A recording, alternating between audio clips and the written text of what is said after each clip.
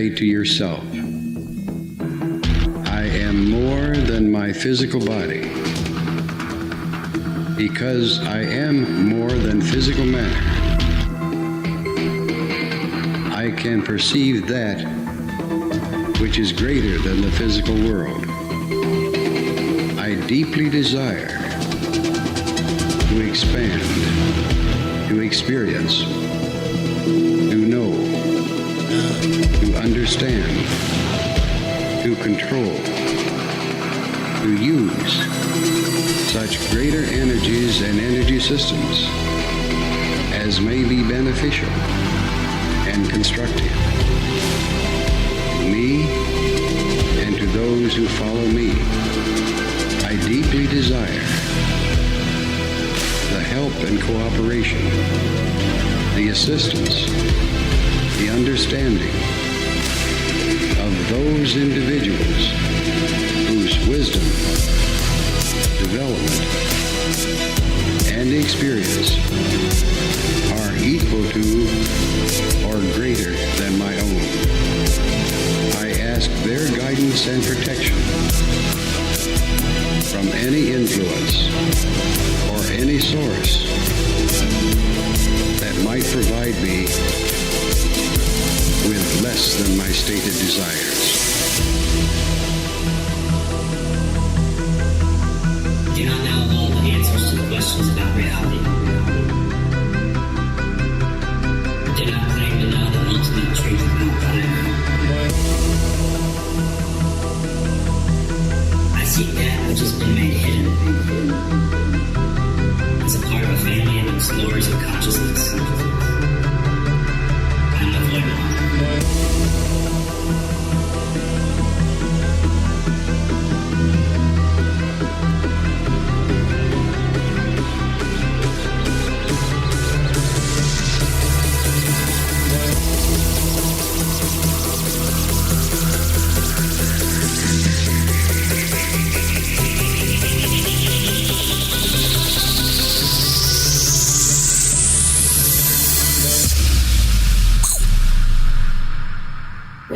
Welcome to Lighting the Void.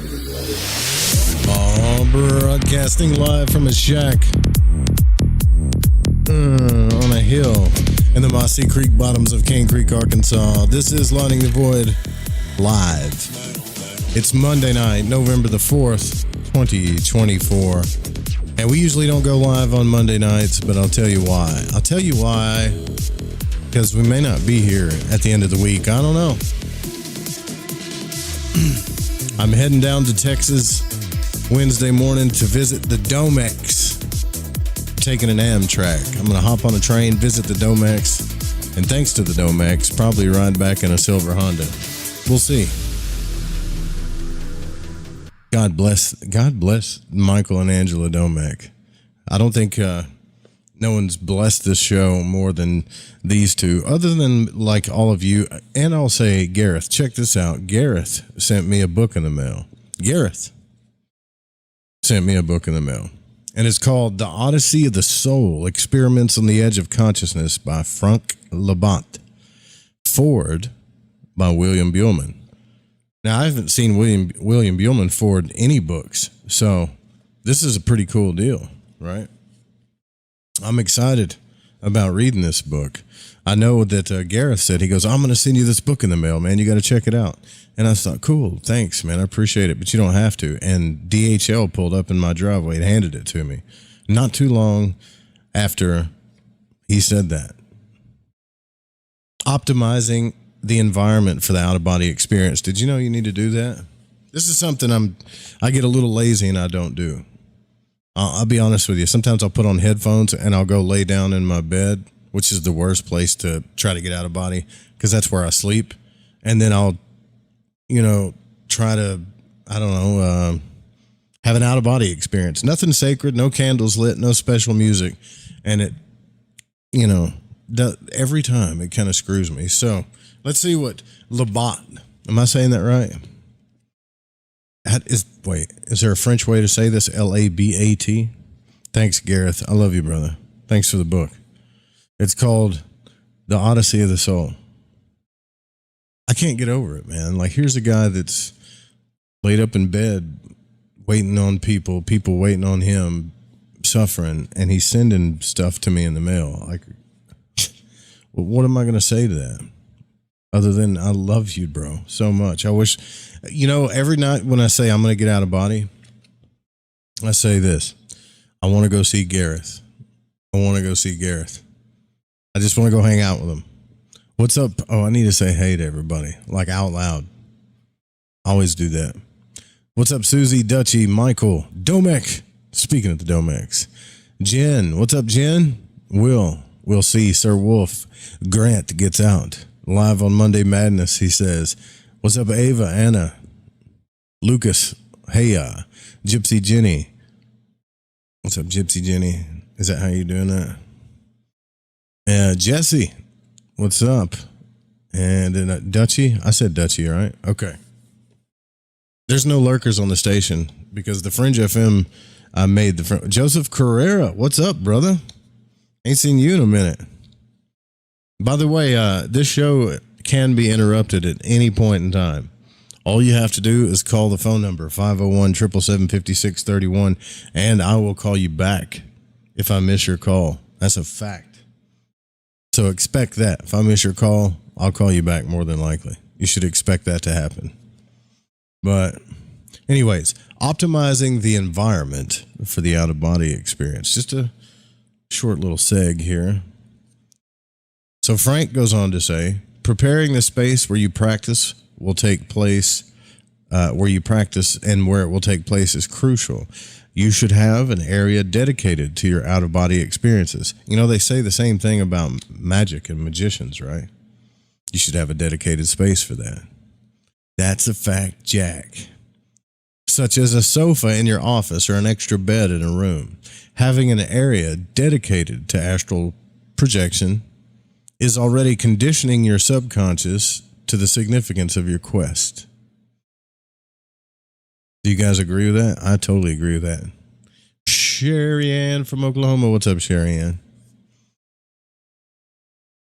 The more you practice in this area, the more likely it is that as soon as you go to lie down on your sofa or your bed, the process will begin even though you haven't started practicing. It's even possible that after a while you won't even need to use any method at all. Purple Pencils, what's up, man? You're never late as long as you make a showing, right? At least you showed up. So if setting up an exclusive space is impossible for you, don't worry. The key is to find a quiet, welcoming space like your bedroom where you can practice in peace. Question, though, real quick for everybody. If all you have is an air mattress, don't get me wrong, it's a fancy air mattress. I mean, it sits up about this high. But if all you have is that, where is the sacred space? Do I just make a spot on the floor or what? Outside? If setting up an exclusive space is impossible for you, don't worry. The key is to find a quiet, welcoming space, like your bedroom, where you can practice in peace. Maybe I should make one side of the air mattress. For this side is for the OBE, this side's for sleep. Right? Silence must reign. I like how he writes this. Silence must reign. And if ambient noise is unavoidable, sound-reducing plugs can offer an effective solution. You need to relax deeply. We can't stress that enough. You do need to relax deeply. Free your mind of distractions and focus on a specific technique. Without absolute calm, without it, it's very difficult to implement the various steps. It's also advisable to wear loose, comfortable clothing to avoid any physical strain and to be warm. When you enter a deep trance, your body slows down and cools down, so use a blanket to keep warm. One last practical but essential tip to make sure you empty your bladder before you lie down. It may seem trivial, but an urge to empty your bladder can interrupt your session and bring the experience to a premature end. That's true, man. If you got to pee, you're getting up. That's a fact, Jack. I got some some good, let's see. I have some good, trying to think here, stories for you guys that came into the Discord here. Someone asking about the Fringe FM stream is down until the support gets to that level. I think we're $100 short of getting the live stream up, but you can still check out the podcast. The podcast, if you haven't listened to the Fringe FM first episode, it's me and all the people on the Fringe FM. Go listen to that too. Who told me they got out of body today? I think it was Jesse. Right? Where is it? I got to find this, man, because I'm excited anytime anybody gets out of body.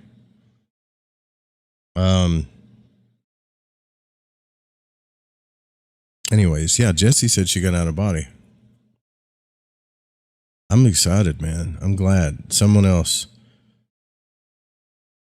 And she also said, I've yet to ever see a better conversational teaching on the true mysteries of the tarot. I'll never struggle to point somebody who's learning to the right visual material again. Yeah, y'all go check out the tarot vids. We're studying all that together. Man, I can't find it. Where did she say she got out of body? Anyways, I guess I missed it. Maybe you should just call in, Jesse, and tell us about it. Call in. That's it. See, we should get a good handshake going on that one. So if you get out of body, call in. If you've had an out-of-body experience, like a real one, not a questionable one, not one where you fell asleep and then you're out of body, which happens. I'm talking about one where you didn't fall asleep. You didn't go into that sleep state. You just transitioned from laying down to out of body or sitting down to out of body. If that's ever happened to you, call in. If it happened to you recently, call in. You have to call in. That's the rule. That's the rule from here on out. So clearly defining, I can only read little stuff from this book, but clearly defining your intention is a very important step in preparing for a projection of consciousness. Ask yourself, why do you want to have an out-of-body experience? Really, that's a good question. Is it just because it's fun or you just want to see? Those aren't bad things, but why do you really want to do it? Why do you want to have an out-of-body experience? It could be as simple as visiting your surroundings or a friend, but it could also be to see a departed loved one. Who was I talking to about this the other day? Explore distant planets or different countries.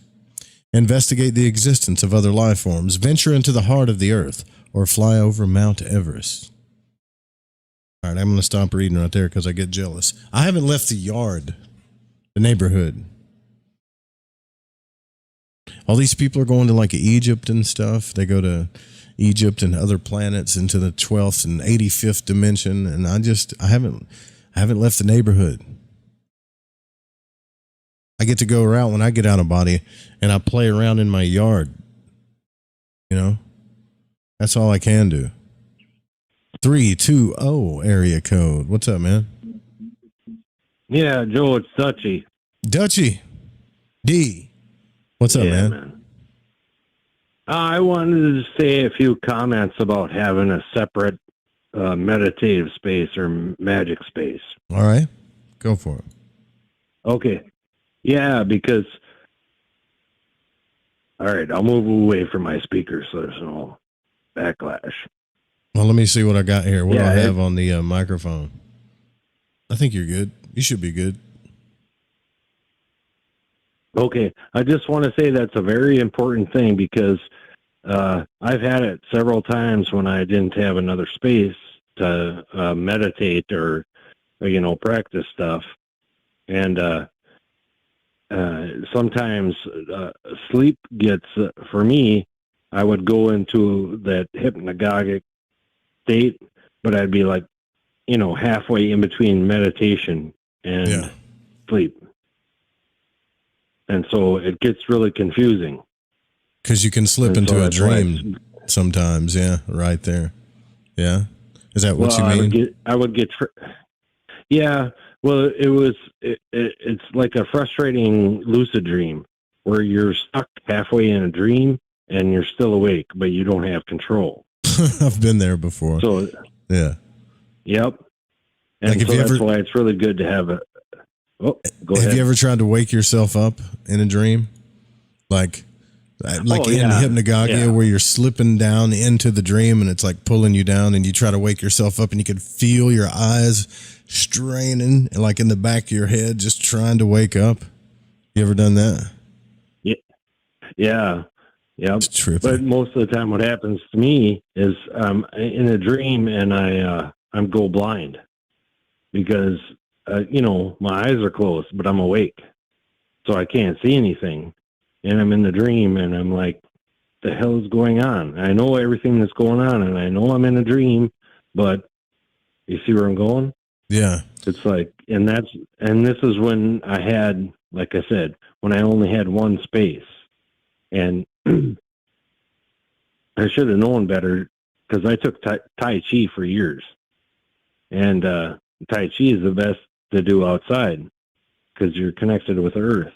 Right. And to have a separate space is one of the best things. Even if you just got a little closet or something like that, I really suggest that people, go off and make their altar, or if you can't lay down, you have at least like a recliner, your couch, or something like that to meditate on versus your bed.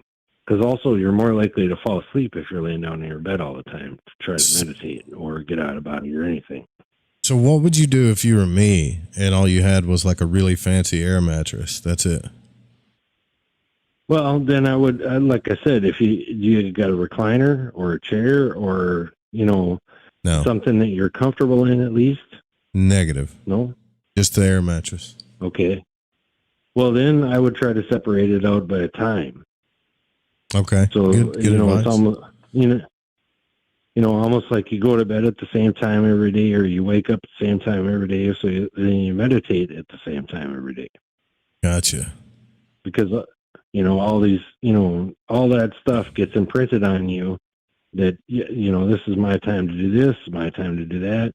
And so your brain is working when even you're not thinking about it.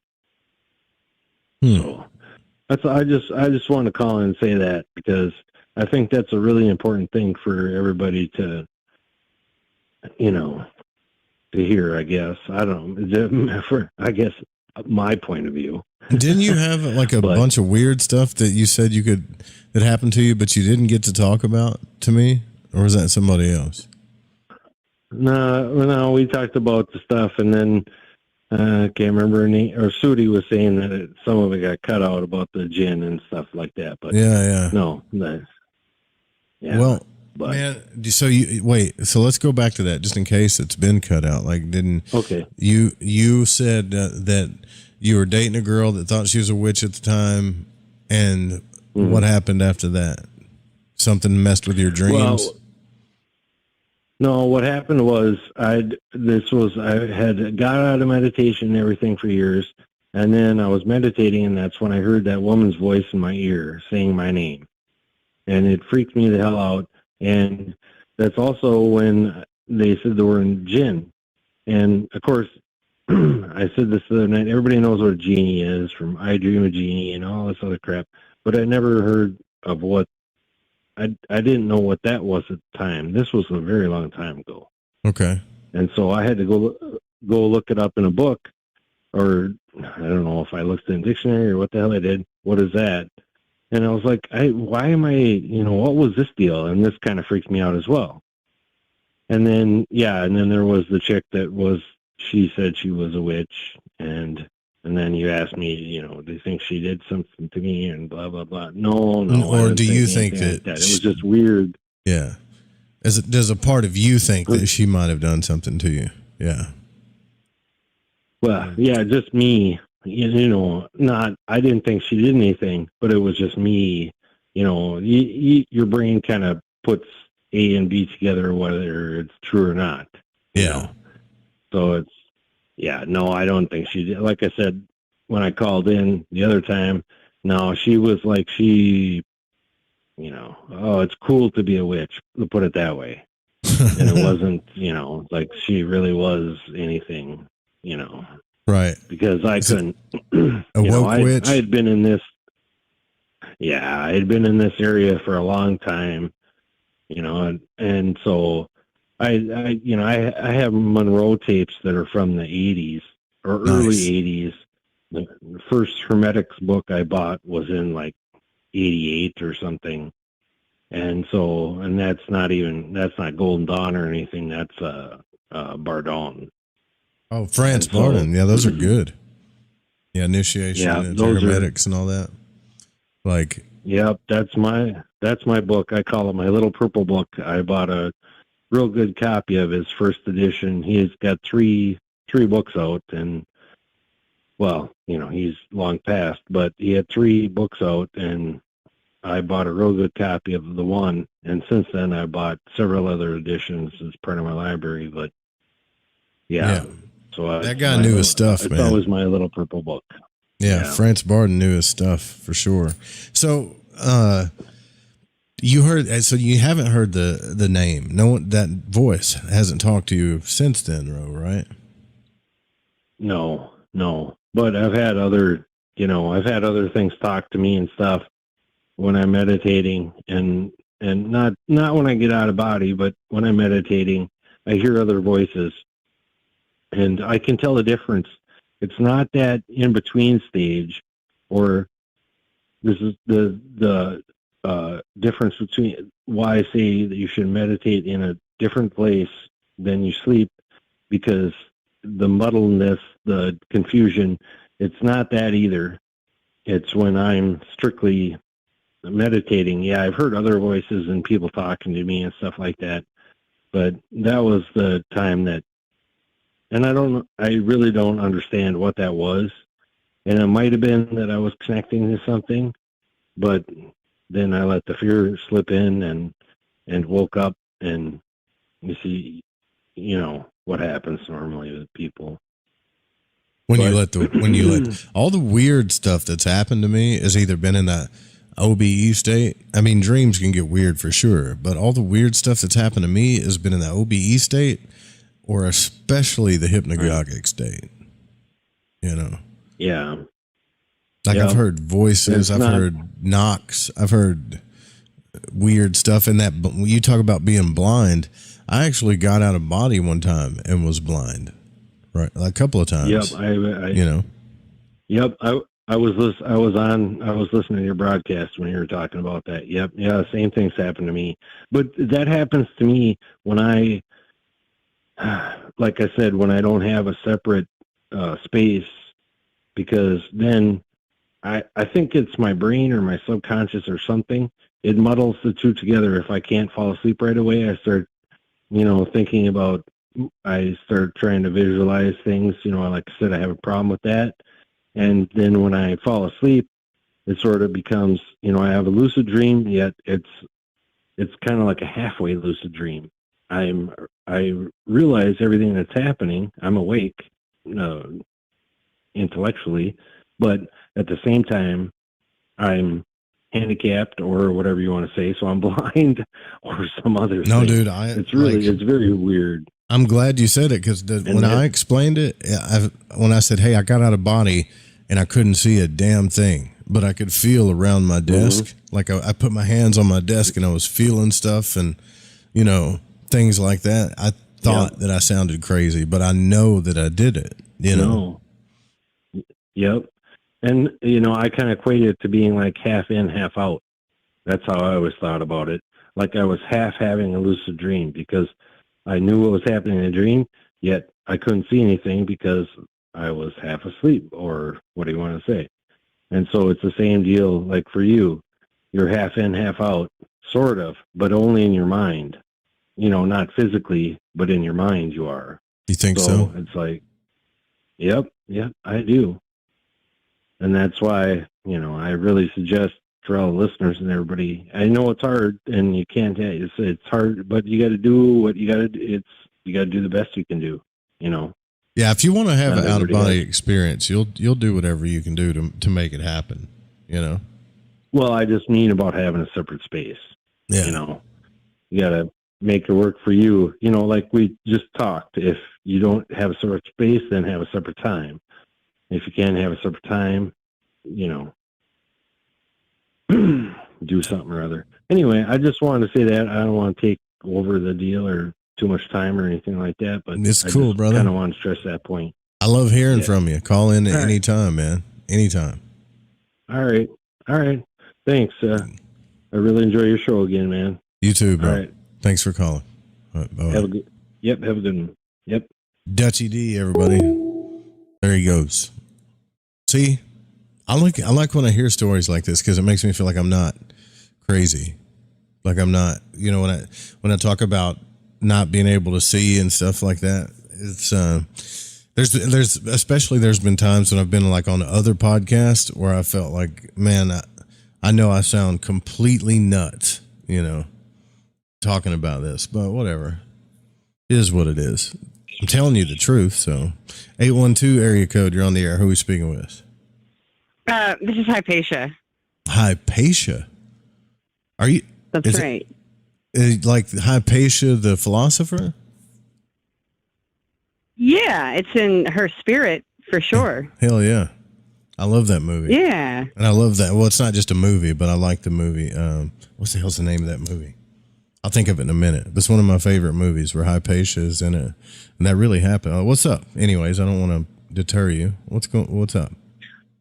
Well, so when I've had lucid experiences, it seems rather common that my head is so heavy and I don't feel like I can get it off the ground. And that happens to me regularly, and it seems very strange. And so I guess I was curious if you had ever heard of that being common for other people, because you talk to a lot of people who dream. Not common for other people, but common for me, because I feel like I'm the only other person that's ever said that, ever. Like I've when I've gotten out of body, like I could feel my feet rising, but my head will not move. It's like a brick, Or That's other excellent. times, yeah. Other times I've tried to get out of body and I could feel pressure in my ears, like I was underwater. Like my head just didn't want to come up, And so I don't know where I learned. Oh, sorry, go ahead. So you're getting out of body for sure then, because that's exactly what happens to me sometimes. Nice. One of my first training, you had mentioned the guy's book. I cannot think of it, the name of it, but it was one of the books you had recently called out to help people achieve this state. And one of those exercises in there two exercises I found super helpful. One is while you're in bed or before you fall asleep, to direct your awareness, from the top to the bottom. Or from the bottom to the top, and do that a few times. Focus on the top of your head and then move down to your eyebrows and then think about the tip of your nose. Feel the tip of your nose and then feel your neck and your collarbone and your elbows and your kneecaps and go like that. I thought that was helpful. And then also something about when you go through doorways, to go, hey, I'm going through a doorway right now. Does that mean I'm in a waking state or a sleeping state? You need to check in with yourself. Oh, you mean so do that regularly, even in daily life. Even in daily life, exactly. Yeah. That makes sense. Yeah. That's like a lucid test or something. I love that. Being able to incorporate this stuff into your waking hours, I think that is a great helpful key to get you habituated to it. Because for me, repetition is how I learn. Cool. That's cool. Well, is this your first time calling in the show? Yeah. Man, how long have you been listening for? Not too long. I've been doing this show since 2016 probably, and I've said that over and over again. Why does my head feel like does it happen to anybody? My head feels like it's not going anywhere, almost like it's an anchor, and I'll feel my feet rise up. An anchor. Yeah, but my head's not going anywhere, and it's frustrating. Yeah, first person ever said that. That's so cool. Thanks for sharing that with me. I'm glad. I wonder if other callers have ever felt that way, or if that's like you said, an anchor. That's really interesting. Fascinating that you've experienced that as well. Last thing I got for you, Joe. I feel like there's got to be some academic in some tower somewhere who has done research on magic with a K as a response to trauma, or rather like people who maybe don't have a lot of power and influence, and they get abused Intimate. or mistreated in some way. And so I don't have the power enough to go send some goon after the person, but I can, talk to God or whatever and light a candle and, above and beyond. But I sort of think as magic is starting out as like a poor man's way to get his power when he's been harmed by somebody taking advantage of him. It seems like people use black magic as a response to trauma. I think as far as like black magic is concerned, definitely because transcendental magic and ceremonial and transcendental magic, the reason why when people get into that and then they just like, oh, I don't want to do this, and they go jump to something else, it's because they realize, oh, this whole thing isn't about power over other people or quote like occult power. It's about transcendence. So they'll either go to like chaos magic, which isn't bad. Chaos magic is cool too. But black magic per se, like trying to hurt people, yeah, I think that's exactly why they do it. Because they feel powerless in their life. So they have to find some secret way to have power over somebody because it makes them feel better. I mean, of course, Well, hell, it works. Many times it works. Like people do magic because it works. Yeah. Yeah. I've never done a curse on anybody in my entire life, ever. Like tried to hurt anybody. I'm not pointing fingers and saying, oh, it's bad if you do that. I mean, some people got their reasons. Maybe you tried to hurt their family. Maybe you did some, I don't know. Right. But like, I have never done that. Like not that it I think matters. It's important when we distinguish between white magic and black magic. I think it's just a different way of saying high magic and low magic.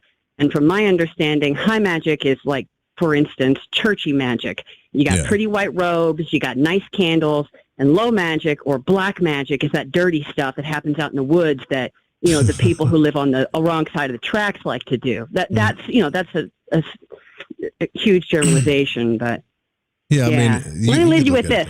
Oh, go ahead. You could look at it that way if you want. I mean, I'm not going to stop you. I'll leave you with this. I just started a book today.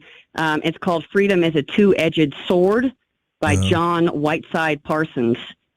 And the quote is fairly rather short. Freedom is a two-edged sword, of which one edge is liberty and the other responsibility, on which both edges are exceedingly sharp and which is not easily handled by casual, cowardly, or treacherous hands. For it has been sharpened by many conflicts, tempered in many fires, quenched by much blood, and although it is always ready for the use of the courageous and high-hearted, it will not remain when the spirit that forged it is gone. That's a pretty good quote. Kind of reminds me of I guess you could say it was the Justice card where it's got the two-edged sword on there. I like it. Sexy. Yeah, I always like to say, what is it? Justice is a woman satisfied. Yeah, there you go. Thanks for calling. I appreciate it. First time caller. Absolutely. Have a great night. There goes. All right. Take care. Bye-bye. Hypatia. Who knew Hypatia was still alive, right? I didn't. Agora. Who said that? Joseph Carrera? Yeah, that's one of my favorite flicks in the world, Agora. That's a true story. That story, I mean, I don't know how true the movie is, but Hypatia was one of the last female philosophers that was teaching. I mean, pretty much, if you want to look at it this way, Hermetics. She was teaching Hermetics, I guess. She was teaching astrology, philosophy, all of that stuff. She wasn't religious, but at the time, the Jews and the Christians, and I guess you could say the pagans, were all at each other's throats. And this is kind of the same time the Library of Alexandria got burned down. And because she refused to, I guess you could say, choose a side, and she stood up for what she believed in, she got martyred. She got killed. She became, I don't know. It's a sad story, actually, but it's also a beautiful movie. If you don't want to look into the story of Hypatia, I suggest watching that movie, Agora. It's worth a watch. It's a really good movie. Because it sucks, man. I remember watching that movie thinking all those people that are in her classroom in that temple are just like us. Now they all had different religions. Some of them were Christian, some of them were pagans, but when they went to Hypatia's class in the temple, it didn't matter. So they were studying the mysteries, so to speak, which was the mysteries of space, astrology, philosophy, things like that. And it all got tore apart because of religion in Rome. And, don't want to give away the movie, but just watch it. It's a great movie. So, yeah, I just wanted to thank Gareth for sending me out this book. I don't know how a man in his predicament could get a book out to me so fast, but he definitely did. And I want you guys, I'm reading it now, so if you want to read it with me, I'll probably read it on the train on the way to Texas. But The Odyssey of the Soul by Frank, and that's with the C-K, Labat, L-A-B-A-T. Couldn't get him on the show because of the French-English kind of barrier thing, but at least I got his book. Thank you, Gareth. We love you, bro. Every night, man, I'm trying to pay you a visit. So we have gotten almost to the end of Voldoon's work here. And one of the biggest reasons why I like Voldoon, even though it's in the 20s, is because a lot of his experiences, even his OBE stuff, like the way he talks about it, is exactly my experience. Other than the astral cord, everything he talks about is exactly like my experience, other than the astral cord. With Monroe, like Robert Monroe, everything Robert Monroe talks about, like in the beginning, is almost exactly like my experience, but not really. And then as he gets further on into the book, I don't have those experiences. But Voldoon, man, it's close. And so remember that Voldoon believes that our consciousness, the consciousness that you and I have right now as I speak and as you listen, that's your consciousness. It's really not in your body or in your brain or in anything physical. It's actually your etheric consciousness. While your physical body is awake at the time doesn't really mean crap, because the body's going to have to sleep eventually. So when you do have an out-of-body experience, the reason why that transition doesn't seem like anything happens, like you don't slip into a dream or whatever, if you do it, if you do it properly, is because the consciousness that you're experiencing now has nothing to do with your physical body. Absolutely nothing. We are taught that it is. But the thing about it is, and they've done tests about this too, when a person dies, immediately, like after they die, or sometimes even if they go unconscious, you could hook up anything to their body, balanced electrical signals, whatever, and most of the time it's just going to flop around and not do much. Here's where it gets interesting, though. I'm not saying that the brain is just dead matter, by no means. It's nothing. It's quite the opposite. I think it's the greatest computer on the face of the earth, but your consciousness is nothing without power, right? If you don't have the energy or the power to run it, it's not going to work, just like a computer. So Neuralink has gotten a guy, I think, that can't see. I don't know if he can't see and can't move. I forget what kind of disease he has, but they've hooked up this thing to his brain, and he's playing, what game was it that he played? CSGO. So this guy's playing CSGO.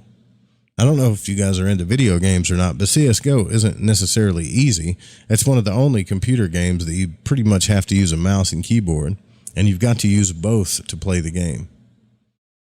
So as much as neuroscientists think that they know about consciousness, it's Elon Musk and maybe a couple other people. The closest that they've gotten to even connecting to what's going on in the brain is that.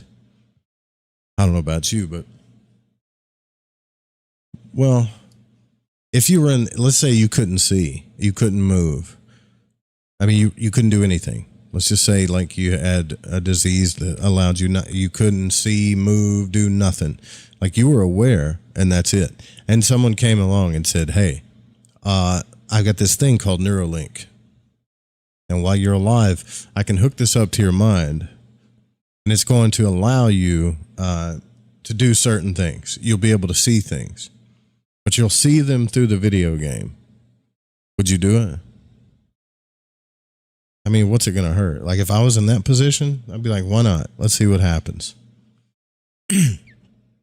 But anyways, my point is, hope I'm not getting sick.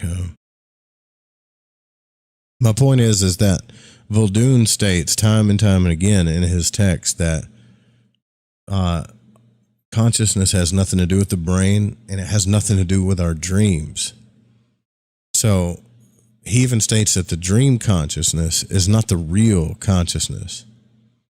So he says, we see there is a dream consciousness, which is not the real consciousness. There are volumes of astral projection experiences that are on record in which people are merely in a state of dream consciousness and they think they're out of body. And it's a fact that many people, even those who have had out of body experiences, believe that this is the only consciousness there is. I'm one of those people. And I wish I could explain it. Maybe the girl that called in before this, maybe she understood. Like, I know she's probably had to get out of body if her head got stuck like that. But when you transition from, let's say, listening to Hemisync or William Buellman or whatever, and you just sit up and leave your physical body, that consciousness that you had doesn't change. You don't slip into a dream. It doesn't get fuzzy, nothing like that. Now, if you can slip into hypnagogia, though, and then get all kind of crazy or maybe too deep into the sleep, and then you're stuck, like she was talking about, where your feet start rising up in the air, but your head feels stuck. But if you've ever had that really clean transition, you'll understand that there really is no other consciousness other than that, other than what you and I are experiencing right now. So he goes on to say, it is for this reason that most of the accounts said to be real conscious projections are more or less just a vision or of a visionary character. There's a dream consciousness in which we see precisely what we would see if we were really conscious, but with more or less fantasy involved. So there's either some kind of fantasy thing going on, or it's fuzzy, or something's weird, right? And he goes on to say, man, I could write a whole book of experiences about these types because lots of people talk about them. Yet how could I be certain that these were, after all, astral projections? So a dreamer in a lucid dream can see scenes and events which are occurring elsewhere on the earth plane, especially if they're clairvoyant, and believe that they've really projected to that place. But many people know this to be true because we have accounts of it on record, where people have projected their consciousness to other places. They call it remote viewing, things like that, and solved murder cases. So that's a real thing. But is it like etheric projection? Is it like astral projection? One can see events and scenes in their dreams which are taking place upon higher planes and believe that he has projected into these spirit planes when he hasn't. I think we talked about this before. Yeah, so this is kind of a recap of what we talked about before. A dreamer in a clairvoyant dream can see scenes and events which are occurring elsewhere on the earth plane, and they still have not left their body. One can see events and scenes in their dreams which are taking place upon higher planes and still have not left their body.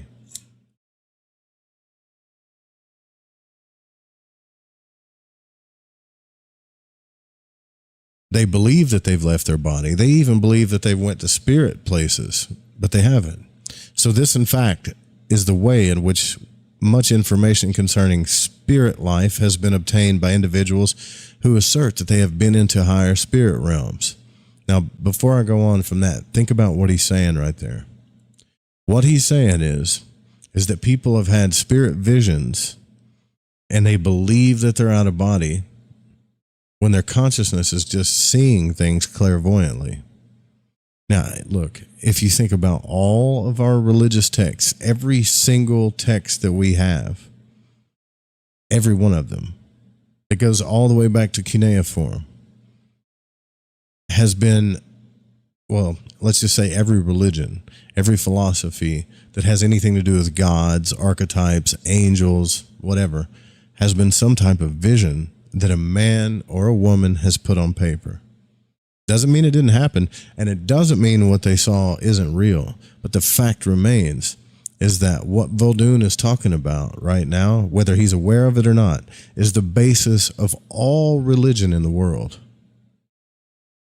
Every single man that wrote down a spiritual text and called it doctrine had a vision of some kind or an experience of some kind, and claimed that they were either, even, I think Peter, is it Peter or Paul? I forget who said whether I was in the body or out of the body. I don't know. All of them have had these visions or experiences. So what does that say about religion now that we understand what's going on? Well, the only thing that we could say is that, well, they're just visions. So does that mean that God per se came down and wrote the stuff on paper? Not literally, no. At least we could say that, right? So he goes, this in fact the way in which much information concerning spirit life has been obtained by individuals who assert that they've been into these spirit realms. They have not actually been projected into these realms. They just believe that they have because of the apparent reality of the clairvoyant dream. Just as many believe that they've been projected to some distant earthly point when they have merely seen that place in a clairvoyant dream. So it's important to remember this. While you sleep, you can often see distant earthland scenes and occurrences without ever coming out of body. And you can also think that you actually did get out of body, but you didn't. And you can also see spirit land scenes and occurrences and think that you've projected, but this is not real per se. Conscious, it's not real conscious astral projection. Doesn't mean it's not real. It just means it's not real conscious astral projection. That same out-of-body experience that I've been harping on for years, I think Voldoon understands what I'm saying. It's no more to be confused with astral consciousness than it is with physical consciousness, which is the same consciousness. It's the same. There is no comparison at all. One is a dream and the other is a state of real consciousness. So what he's saying, again, and I'm saying the same stuff over and over again to reiterate this, there's no astral consciousness. There's no state of consciousness that you need to get to astrally project. All you have to do is get the body to stop and keep the same consciousness that you have now. I know that's not what a lot of people say, but that's what happens. So if you laid down, you put on a hemisync, you learned how to relax, your consciousness does not change. Let's say you're staring at the ceiling or you're closing your eyes and listening. Just like if you and I closed our eyes right now, our consciousness is still the same. The only difference is you may feel a vibration or a loud noise or a humming in your body or paralysis in your body. Or when you get sick or if you have a heart attack or if you die, your consciousness is still going to move out and it's going to be the same as it is right now. Anything else is the hypnagogic state, the dream world, or something else.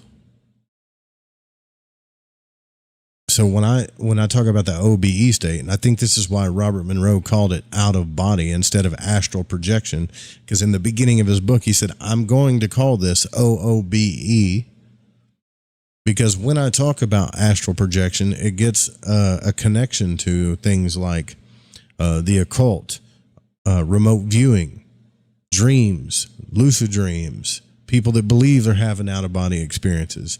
I'm talking about keeping the same consciousness that you have right now, except the body shuts down and your consciousness keeps moving. That's it. Nothing else changes.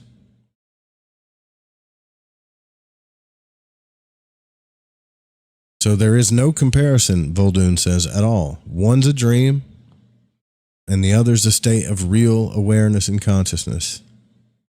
No one has ever had a true conscious projection No one that has had a true conscious projection is likely to believe that a clairvoyant dream is a conscious projection. On the other hand, anyone who has ever experienced a real conscious projection knows that true consciousness is not to be confused with dream consciousness. Suffice it to say that one can exist apart from their physical body, fully alive and conscious, just like you are now in your physical body. The only difference is you can go through doors if you want to, and that you're going to get pulled back to your body. I know that's hard to believe for some, but I don't care. It's a fact. So death is merely a permanent projection. Let's see. Time is, but I think it's, what are y'all talking about, time? God wrote it on paper. Yeah, right.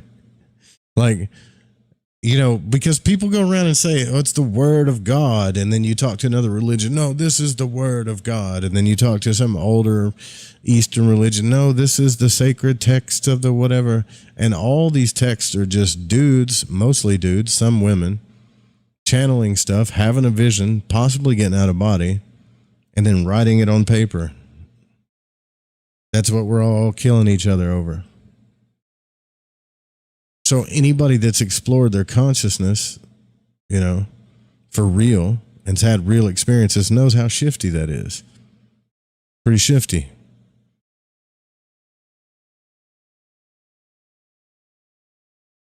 So Voldoon goes on to say,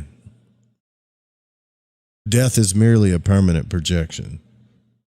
So from our study of astral projection, we got a fair idea now of the passing at the time of death. For after all, death is but a permanent projection, a projection of the astral body where the subject does not return to animate his physical body. Consciousness stays the same.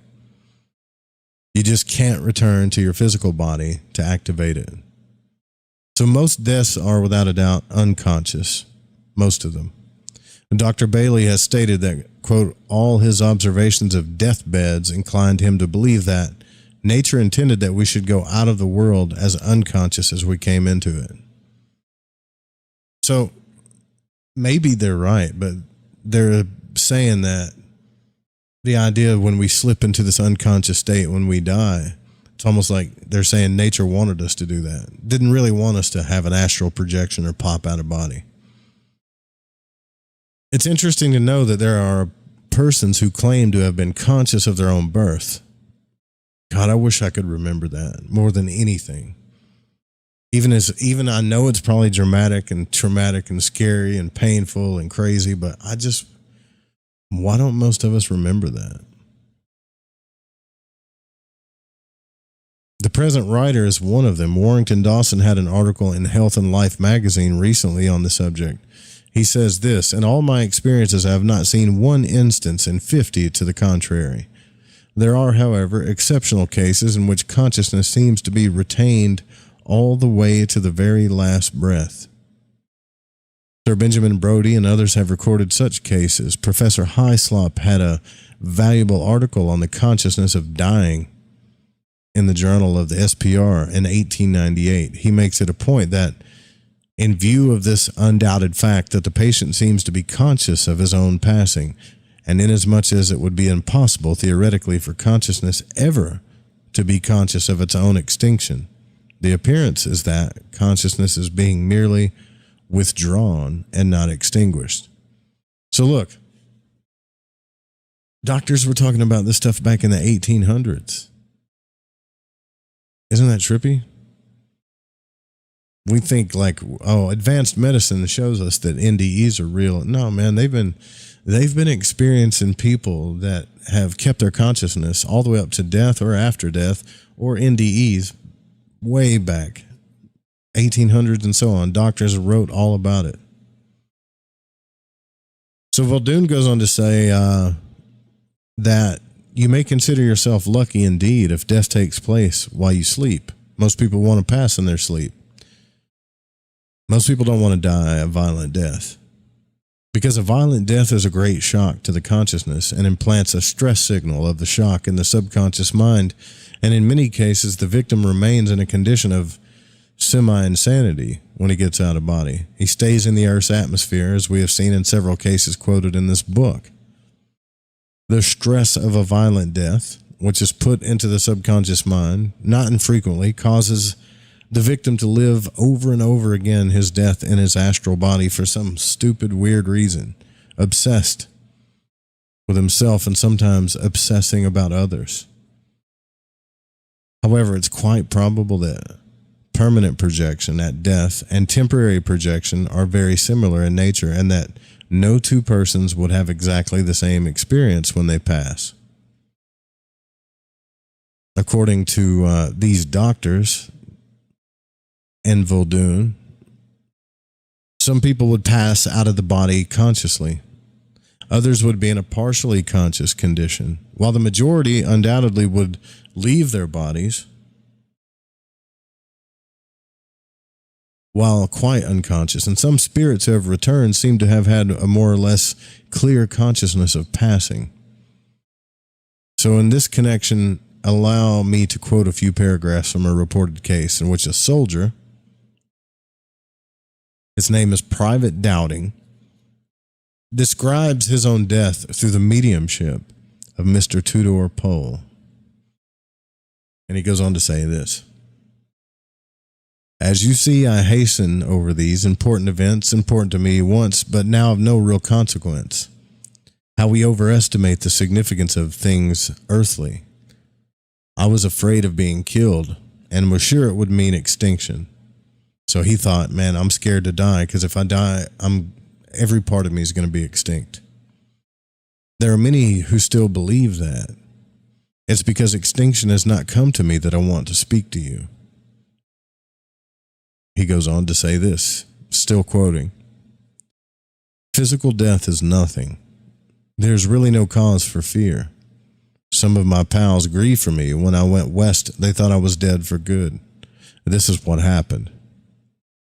I had a perfectly clear memory of the whole incident. I was waiting at the corner of Traverse to go on guard. It was a fine evening. I had no special intimation of danger until I heard the whiz of a shell." So he heard a bullet go by his head. "Then followed an explosion somewhere behind me, and I crouched down involuntarily, but it was too late. Something struck me, hard, really hard, against my neck. Shall I ever lose the memory of that hardness? Probably not. It is the only unpleasant incident that I can remember. I fell, and as I did so, without passing through any apparent interval of unconsciousness, I found myself outside of myself. You see, I am telling my story simply because you will find it easier to understand. You'll know what a small incident dying is. Think of it," he says. "One moment I was alive, in the earthly sense, looking over a trench parapet, unalarmed, just normal. 5 seconds later, I was standing outside my body, helping two of my pals carry my body down the trench labyrinth towards a dressing station. I seemed in a dream. I had dreamt that someone or something had knocked me down, and now I was dreaming that I was outside my body. Soon, I thought, I shall wake up and find myself in the Traverse, waiting on guard." So the whole thing seemed like a dream to him, right? He was just standing there, chilling, and then boom, bam, bullet goes by, pow, he feels a pain in his neck. Now he's outside of his body. That's it. He's so probably shook up from what's happening, he's trying to carry his own body somewhere. I mean, this is the same kind of stuff Bielman talked about, Monroe talked about. Anyways, I'll go on to see what he says. Apparently, Private Dowding was dreaming true, or dreaming of the action which was actually taking place. He realized also that he was dreaming and believed that he would wake up soon. This is strikingly similar to dreaming true during temporary projection. Later, Private Dowding wrote this, quote, "When I lived in the physical body, I never thought much about it. I knew very little about physiology. Now I'm living under the conditions I remain uncurious as to that through which I express myself. And by this I mean that I'm still evidently in a body of some sort, but I can tell you very little about it. It has no interest for me. It is convenient. It does not tire. It seems similar in formation to my old body, but there is a subtle difference, but I cannot attempt analysis. Each of us creates his own purgatorial conditions, and if I had my time over again, how differently I should live my life. I neither lived enough among my fellow men nor interested myself sufficiently in their affairs. So he's having like a crisis here. He's like, man, if I could just go back in time, I didn't live enough, and I didn't live for people enough. We find many points in Private Doubting's tale which agree with what we have learned from temporary astral projection. Thus, Caroline D. Larson, in her book, My Travels in the Spirit World, states that on one occasion she actually witnessed the astral body pass in and out of the physical body of a dying man several times and then finally leave it. Miss Larson tells the incident as follows. Good. I'm glad, because I don't want to have to pick up her book to go reading about this. Let me see. Did I miss a call here? All right, here's her quote. Or this is her telling about the incident.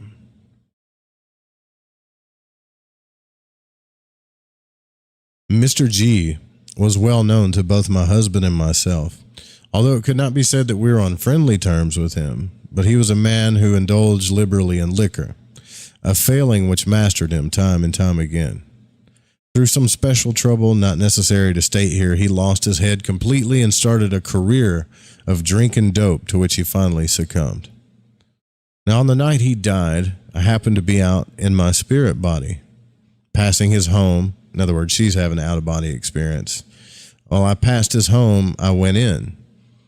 And in bed lay Mr. G in terrible convulsions caused by an overdose of dope and liquor. Beside his bed stood two men who I knew were also trying to do something for him. And this was later verified through the efforts of my husband. So she gets out of body, goes to this dude's house, and she's watching this dude die. He's having convulsions while she's out of body, watching this dude die. And there's two dudes standing there over his body, I guess, trying to help him. And her husband verified it later, I guess. So anyway, she goes, suddenly I saw Mr. G rise up in his astral body and step out entirely from his physical counterpart.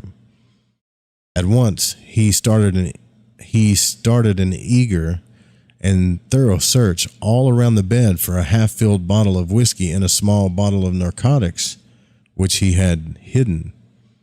So check this out. If she actually witnessed this goes along with what Monroe states.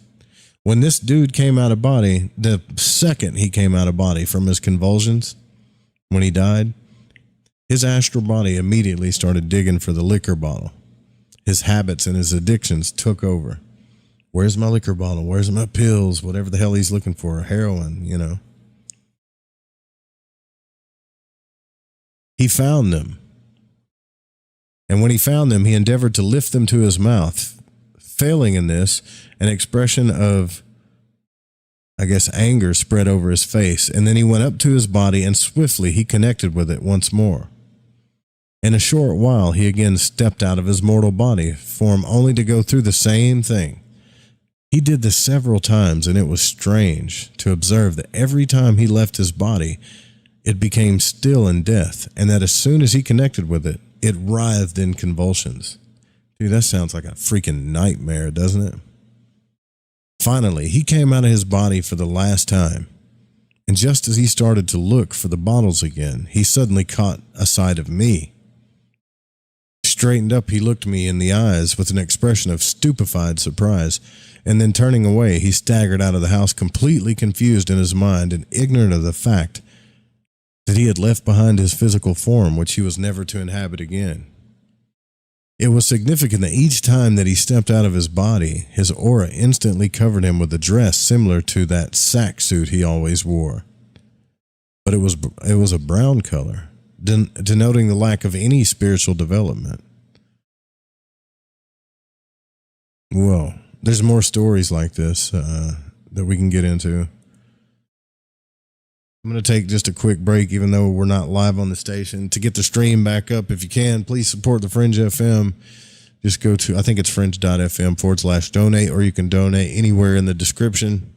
This should be actually a shorter break than what we usually take, because we don't have to do the damn live 365 stuff. Be right back. 1 second.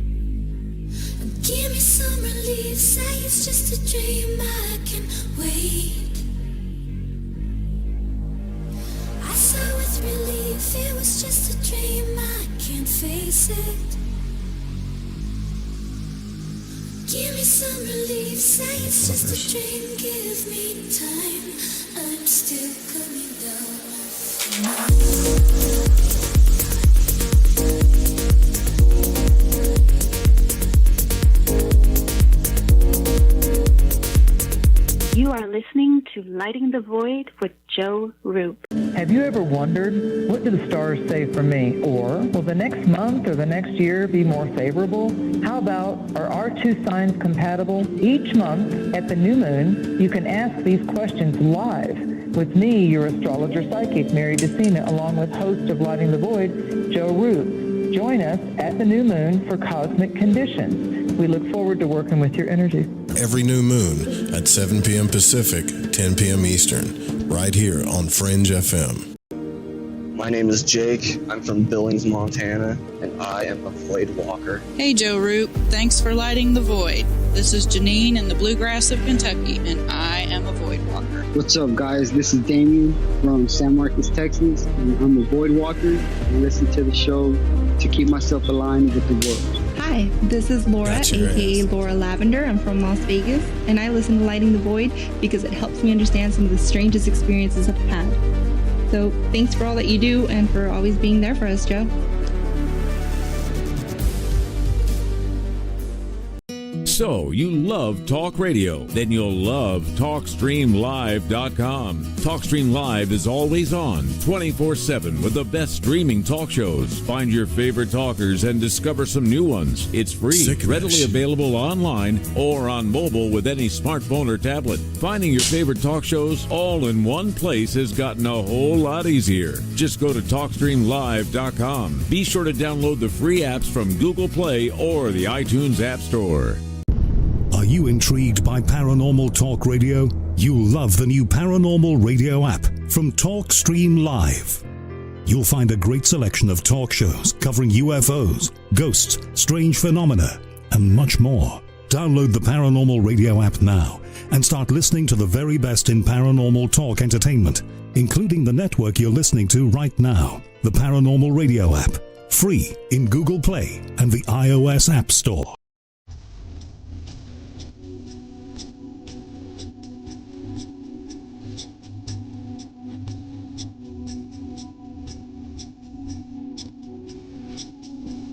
Broadcasting from Forest Tower Studios, all the way from the Deep South. Now, here is your host, Joe Root.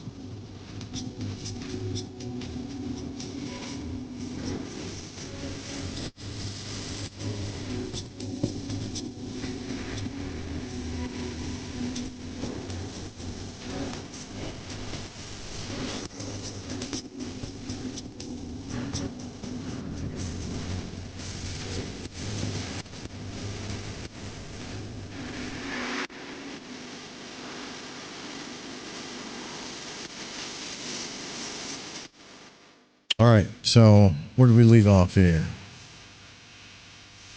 It looks like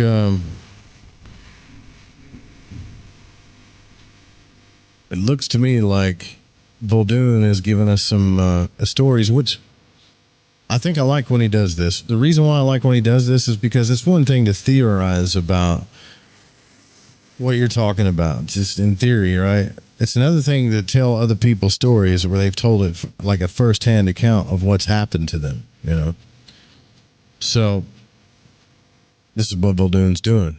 And yeah, like this is the fourth, fifth, maybe sixth book that we've got into that talks about, as I sit here and take in nicotine, right? But this is the fourth or fifth book that's talked about someone, you know, like taking in freaking their addictions into the astral realm. It's ridiculous, man. This has to be a real thing. So what am I going to do? Am I going to reach for a cigarette or a cheeseburger when I get out of body? Am I going to try to find some Mike and Ike's or something? Like, I guess it depends like on how bad your addiction is, right? I mean, we've ran into, so when it comes to Monroe's books, all these books we've read, sex addictions, food addictions, alcohol, and like drugs is the worst. I think that's the top one that really gets people.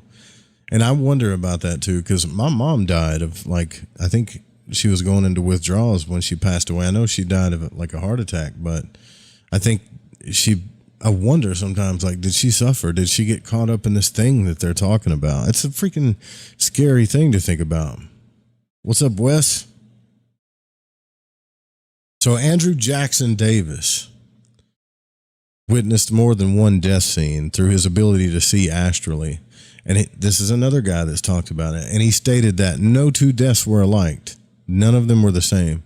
No two deaths are alike viewed either from the physical or the astral. And his book called Harmonial Philosophy, he's given the following description of one case which he observed. Here's his quote. A human being lies on the bed and is indeed actually dying. It is to be a rapid death, but the physical body grows negative and cold in proportion as the elements of the spiritual body start to become warm and positive. The feet will become cold first. But then the clairvoyant sees right over the head what may be called a magnetic halo, an ethereal emanation, golden in appearance and throbbing as though conscious. Now, this is weird. Never heard this before. And now he says the body is cold up to the knees and elbows. The legs are then cold to the hips and the arms and then to the shoulders. The emanation now is more expanded, though it has not risen higher in the room. The death coldness steals over the breasts and around either side, but the emanation has attained a position near the ceiling. Once the body of the person has ceased to breathe, but the pulse is still there. Now, the emanation is elongated and fashioned in the outline of the human form. It is connected with the brain. The head of the person throbs internally, a slow, deep throb, not painful, but like the beat of the sea. The thinking faculties are rational, while nearly every part of the person is dead. The golden emanation that's coming out of the body is connected with the brain by a very fine thread. On the body of the emanation there appears something white and shining, like the human head. Next comes a faint outline of the face, a divine face. The fair neck and beautiful shoulders manifest, and then in rapid succession, all parts of the new body down to the feet, a bright shining image somewhat smaller than the physical, but a perfect prototype in all its details. Now, one might get the impression from this description that Davis saw the astral body in the process of creation at the time of death. But what the seer observed was the etheric body becoming more and more visible to his eyes through the aura which it enveloped. Yeah, but also, here's the thing. You got to think. That's the first time I've ever heard that. That makes me wonder, like, are they projecting their beliefs onto what they're seeing too? Because we haven't even talked about that yet. What about like all these people's beliefs, right?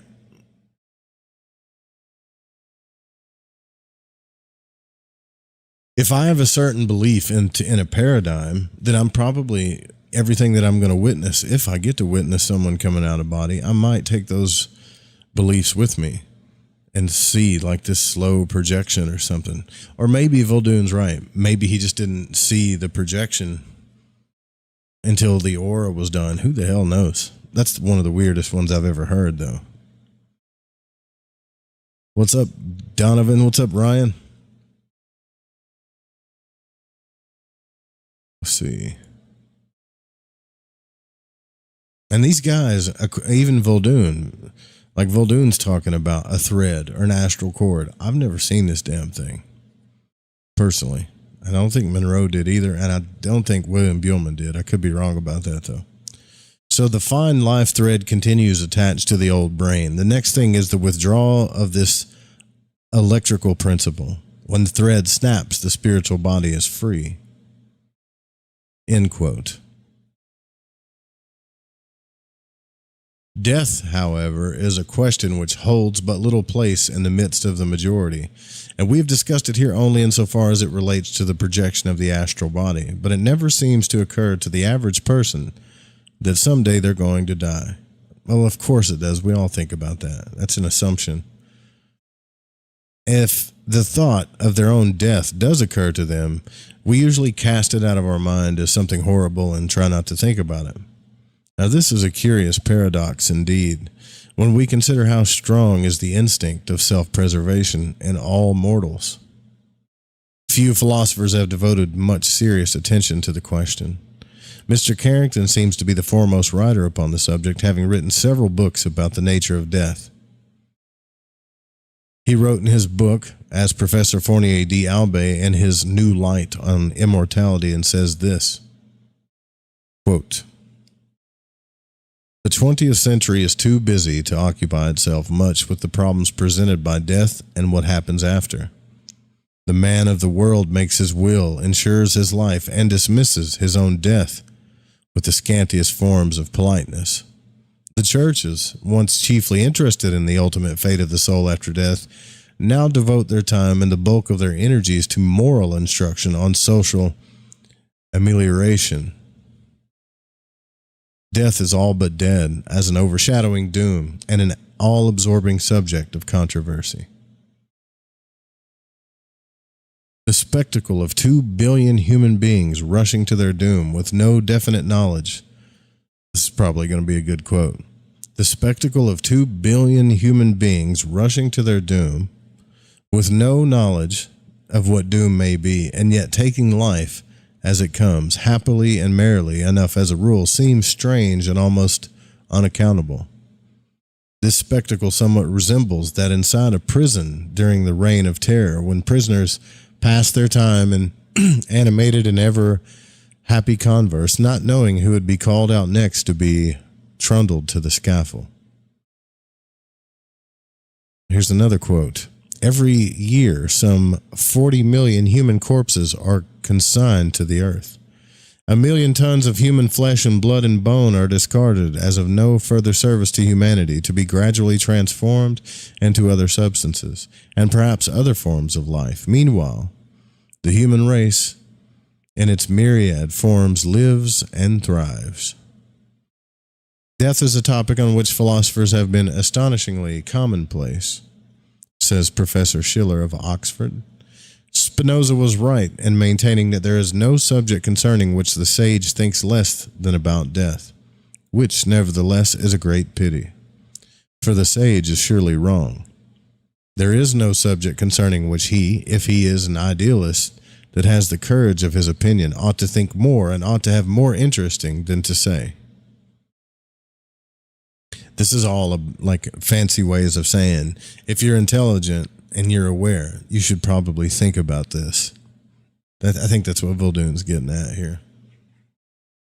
At one extreme is the materialist, proclaiming that death means the complete extinction of the individual. And at the other extreme is the spiritualist, maintaining that death is but the beginning of a greater life. And in between these two schools of thought, there exists an army of cults, religions, and creeds, most of them regarding death as a curse which has been bestowed upon humanity. But surely it is not death which is the curse, it is life. Life, with its pains, its turmoils, and its hardships, is the curse which has been bestowed upon mankind. No future state of happiness is worth suffering for, and nothing can compensate for the pains and torments of life.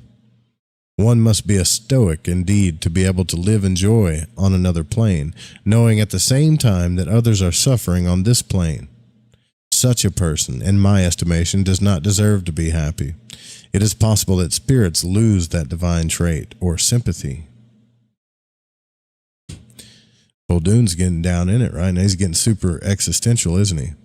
O death, where is thy sting? O grave, where is thy victory? That is indeed Stoic philosophy. There is a sting in death. The dying mother clutching her babe, or the dying father leaving the wolf at the door of his half-raised family, or the lover weeping over the cold corpse of their sweetheart.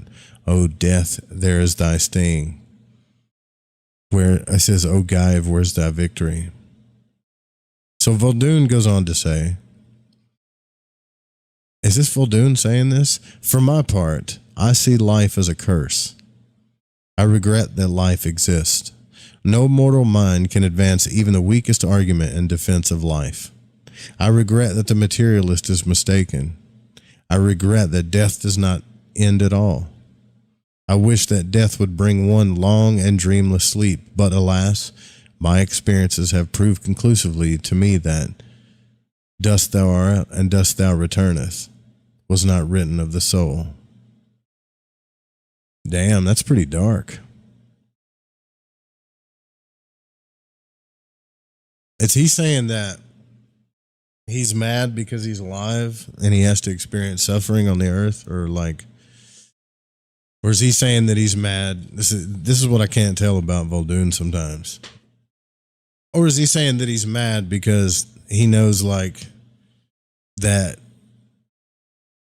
he knows that death isn't gonna change things, that his astral body's still gonna be moving around, you know?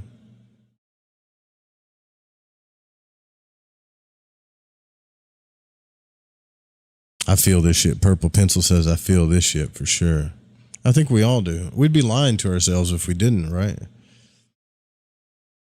Unless you're like one of those people that are just popping like inhibitors all the time on Prozac. I don't feel anything but happiness and numbness. I laugh at funerals and, Prozac babies. So since destiny has willed that we must live in spite of our pessimism, since there is no extinction of the human mind, even in death, we may as well, and no doubt will profit by doing so, make the best of life and turn our thoughts into more optimistic channels with the hope that the riddle of life, when solved, will far surpass our fondest expectations, and that dictates of our intelligence that life is tragic may prove futile in the distant future.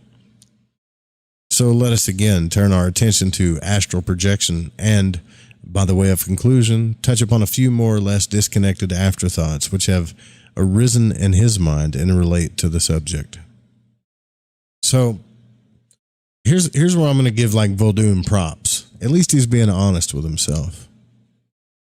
Time and time again, I find people in the spiritual community, especially people that want to explore consciousness, if you start talking about death, and then you can tell the honesty in their eyes goes away. And then they gleam at you and be like, well, there's nothing you can do about it anyway, so live, eat, drink, and be merry. Really? But, if that's the case, why are you studying consciousness so much? Why do you care about what happens after we die? Why do you care about the astral body so much? Because if you're really being honest with yourself, it's because you ponder the same thoughts that Muldoon's thinking. It isn't just about if you're going to go to heaven or feel some kind of bliss or something.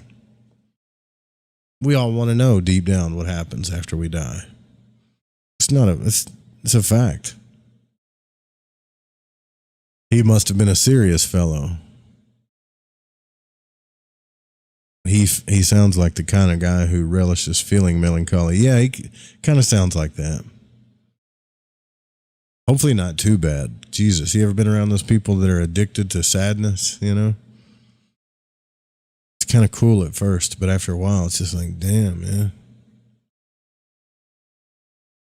All right, so projection during the sleep of anesthesia. This has never happened to me. If it's happened to you, I want to know. 501-777-5631. We devoted most of our interest to the type of projection which occurs during natural sleep, and I think discussed hypnotically induced projection enough to become familiar with what has been and what may be. We did not, however, more than mention the fact that projection often occurs under the sleep of anesthesia, and that this field too bids fair for further development. An interesting out-of-body experience under the sleep of anesthesia is given in Theosophy, or Spiritual Dynamics, by L. George Wilde. I don't know anybody that's gotten out of body, that's remembered anything during anesthesia. Jacob wrestled with God, and there's a lot of complaining. And what is that? The Salamis. I think God wants us to share our emotions with him, even the mean ones. I think you might be right. Good old feedback system, right? So, George Wilde had been inhaling chloroform to allay the pain of passing a small renal calculus. Is he talking about a kidney stone? Is that the fancy word for a kidney stone? A small renal calculus. And he was inhaling chloroform? It had to have been a kidney stone, because that's one of the most freaking painful sumbitching things I've ever experienced in my life. And at the time, when I first had that first one, I probably would have inhaled anything. Chloroform, paint, whatever, just to get rid of that pain. So anyways, this guy had been inhaling chloroform to get rid of the pain of passing a small renal calculus. It's got to be a kidney stone. When he was astonished to find himself clothed, possessed of normal reasoning faculties, and standing about 2 yards away, observing his own motionless physical body on the bed.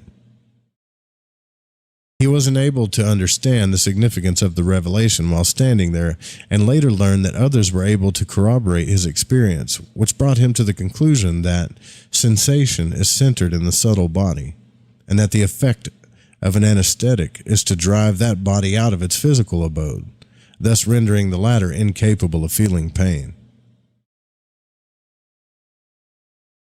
All right, well, I mean, the only time that I've heard of this actually being a thing is when people have been on ketamine. How many surgeries have I had? 1, 2, 3. I think I've had 3 surgeries. And I don't remember a damn thing when I went out. If anybody's had like surgery or been under anesthesia and came out of body, I'd really like to hear from you. What's up, Jay? I didn't see you there, brother.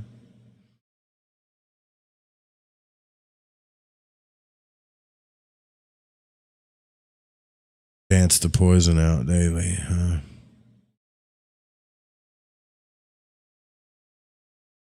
How old am I?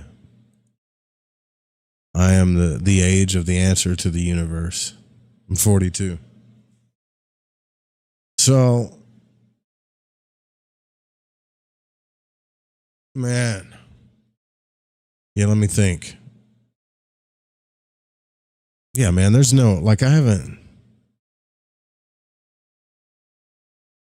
don't even remember dreaming. I don't remember, like, any of it.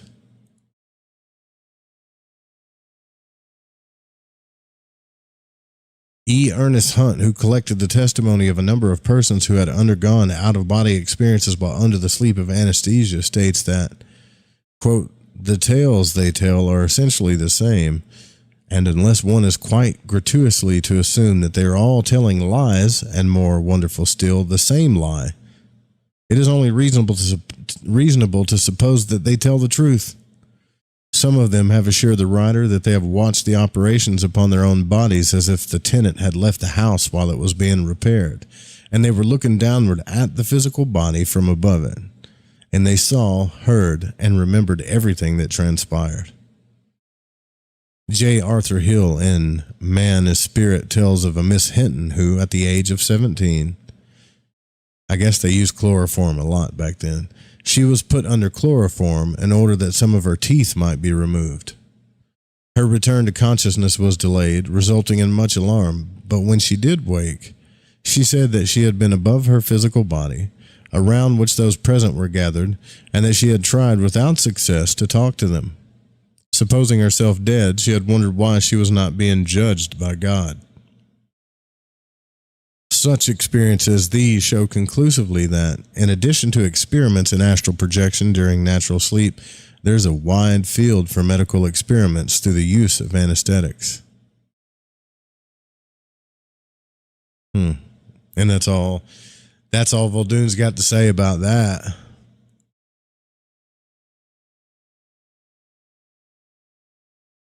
Jay says, so feeling everything while under anesthesia is a rare complication called anesthesia awareness or intraoperative awareness. I wonder if out-of-body experiences have opposite neurological correlates. Man, I don't know. Like, Sudi says, scopolamine prevents dreams during general anesthesia. Man, the only thing I remember is the last 2 surgeries I had is they put the thing on your face, and I know I can feel the drugs going in my arm, whatever they're putting in there. And like, I remember them saying, just count backwards or whatever, and thinking to myself, every person in this room is going to see my pecker. That's what I was thinking, you know. And then I remember counting backwards like 10, 9, 8, and feeling like a really intense burn kind of feeling in my head. And that's it. And then the next thing I remember, like I'm just waking up from the dream, you know. That's it. Waking up from surgery, so to speak. In my last surgery, when I woke up, I felt pain, like immediately. So some people wake up, oh, you're smiling, the drugs. Not me. I felt everything. They messed up something, man. They messed up something bad. Because I don't know if they forgot the anesthesia. I don't know. But like, I felt like someone just stabbed me like 3 times when I woke up, for real. I got so damn mad, I started throwing stuff in there. And they were like, well, we gave you all this pain medicine. I tried it, and I told them, I said, look, man, I've been doing drugs my whole life. I tried to tell you guys this before the surgery. I have a tolerance to that crap, you know. I can feel everything. Have you ever thought about working in healthcare? Yeah, actually, I have. Probably more on the... Yeah, you know what? Actually, when I got into that wreck, I was talking to the EMT, and I asked him about being an EMT, you know, because I'd love to help people, especially when they're vulnerable and scared. Like, I would love to be able to help somebody in that situation, you know. And he told me it was a pretty good deal. He said they work... what did he tell me? So you go to school for like 6 weeks or something, and then they work 3 days on, 4 days off, or is it 4 days on, 3 days? I forget what he said. The schedule sounded pretty good, though. And the pay's not bad. It's not near as bad as it used to be.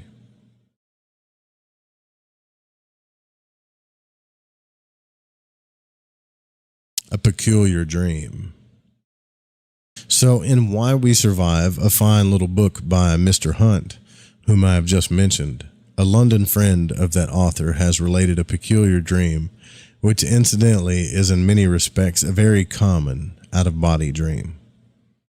She, the dreamer, found herself on one occasion, of course, in the dream, upon the roof of a building, and for some reason or the other was particularly interested in a cord which she took to be quite prosaically a clothesline looped over the roof.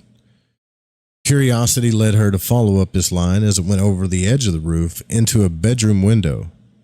It led her to a bed in which lay her own sleeping body, and immediately upon the recognition of this, she found herself awake and in her body once more.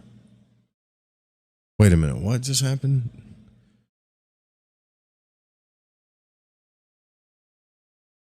In the book, Why We Survive, a little book by Mr. Hunt,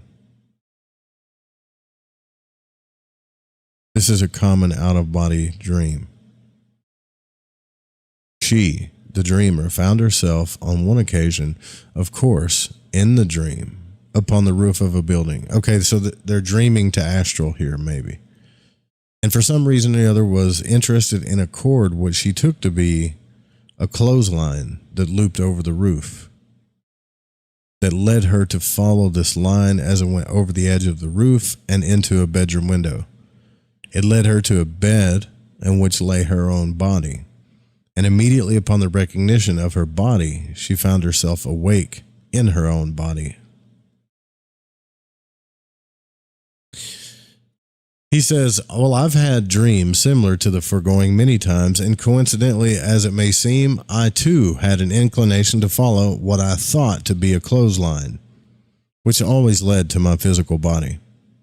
I became so accustomed to this dream that I knew in the dream, as I followed the line along, that I would find my body at the end of it. I had intended to discuss this typical dream under the heading Typical Projection Dreams, but allowed more important aspects of the phenomena to predominate my mind and thus overlooked it at the time. But in this dream, one seems to be very inquisitive as to just what that cord is and where it leads to, and one is always very anxious to follow it back to the body. What is thought to be a clothesline, unwound thread, or whatnot in the dream is, of course, the extended astral cable at its minimum diameter. And the impression to follow it up is merely another way in which the mind impresses the strolling dream body to return to its physical counterpart. This is going to bug the piss out of me for a long time. This whole astral cord thing. Donovan Wirt said, you'd be good at it, Joe. Man, I'm thinking about it. Like, to go back to school to be an EMT would be like, it'd be cool. Plus, I like school, so I like learning stuff. So I wouldn't mind going to class and learning all that stuff. I just, when I went home after the wreck, I thought about it, and I'm like, okay, I do like helping people. Because it's one thing to be able to help them like physically and make sure, focus on their job, make sure you keep them alive, whatever you got to do, take their pain away, get them stable, all that stuff. But I mean, if you get really good at that job, you can do all that, plus stay with them the whole time. Right? Because the last time I got inspired by an EMT was when I had that really bad panic attack when I was young, and I inhaled all that crap that I didn't know was like cocaine and weed, and I had this massive freaking panic attack and was crawling around on the ground thinking I was going to die. If you hadn't heard that story, you got to go back in the store, like in the show. And like the EMT that came out there, not only were like all of her assistants that she had around her were like idiots. They were trying to pump me full of stuff, freaking me out more. They were like looking at me like, what'd you take, man? Put the oxygen mask on. And they were waiting on her to get there for some reason. And when she got there, she sat over me, took the oxygen mask off of me, looked at them and said, don't give him any more oxygen. That's the problem. He's breathing too much. He's going into shock and he's having a severe panic attack. And at the time, like I said, when you have like a severe panic attack, all of the oxygen and all of the blood in your body goes to your main organs. It goes to your brain, heart, and lungs. So literally all the blood was leaving my arms and stuff. So my arms, imagine, I don't know what a panic attack is. I don't know what the hell is going on. I'm just laying there and my arms are all drawn up like this, like that, just stiff. And it feels like something squeezing my neck, like someone's sitting on me, choking me. Two things were going through my mind. Like I'm having a stroke or there's a demon sitting on me, squeezing me. I mean, I never felt that much fear in my entire life, ever. I was probably just like breathing so fast, I couldn't imagine how fast I was breathing. And this lady, she gave me something to calm me down. She practically sat upon my chest Everybody was freaking out, including my dad. Like, everybody was freaking out that was there except her. She took that oxygen mask off of me, and I was telling her, I mean, I was 19 at the time, you know. I was telling her, I can't breathe. I can't breathe. And she's like, yes, you can. Yes, you can. You can breathe. And believe it or not, like, these EMTs go out on panic attack calls all the freaking time. So this is not something that, I mean, she could have just rolled her eyes and been like, you're having a panic attack, and been a complete bitch to me, but she wasn't. She stayed there with me the whole time. She's like, you can breathe. Listen to my voice. She was hypnotizing me. She's like, you're not dying. And I was telling her, yeah, something's wrong with me. I'm dying. Something's wrong with me. Nothing's wrong with you. And then she explained to my brain scientifically. She was like, look, you're having a panic attack. Do you know what that is? And I was like, nope. I have no idea. She says, you're taking in too much oxygen. You're over breathing.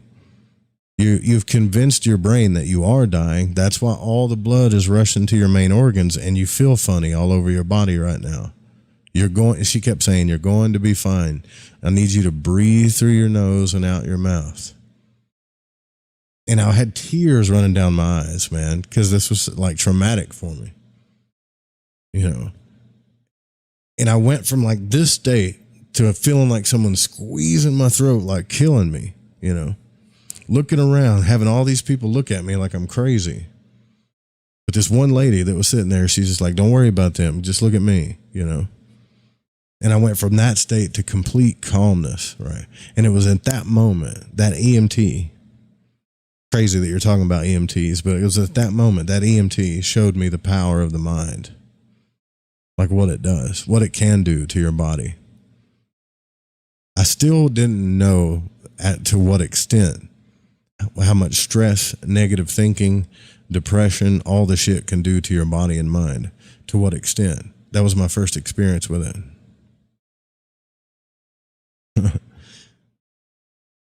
Yeah, some people can make themselves faint, right? I thought, man, I'm going to die.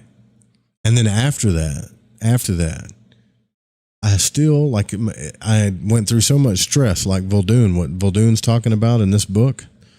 I stressed my subconscious so much that there was a program still running in the back of my mind that was saying, you know, like, I'm not going to, like, something's wrong with me. So there was that negative programming still going on. And for weeks, and I would say almost 2 years after that, I still had panic attacks. I still had like every kind of, I don't know, stomach issues. I had my stomach scope, my skin turned green. I couldn't get out of bed. I couldn't walk to the mailbox. I was having palpitations, every kind of sickness you can think of. Literally almost every kind of sickness you can think of. I would go to doctor after doctor, and they're like, nothing's wrong with you. It's just anxiety. It's agoraphoria. You're okay. Here's some Xanax. Here's some Lexapro, you know. And I finally went to this one doctor, and he said, look, man, I don't know what to do. I'm going to run every test I can run on you. And this guy checked everything. He checked my blood. He checked me for diseases. He checked my thyroid. He checked my stool. He checked everything. Thought that I might have a yeast thing going on. Everything, he checked it all. And finally, after about the 6th or 7th doctor visit, he sat me in there and he was like, listen, I've done the fullest. He had a tape recorder he would talk into too.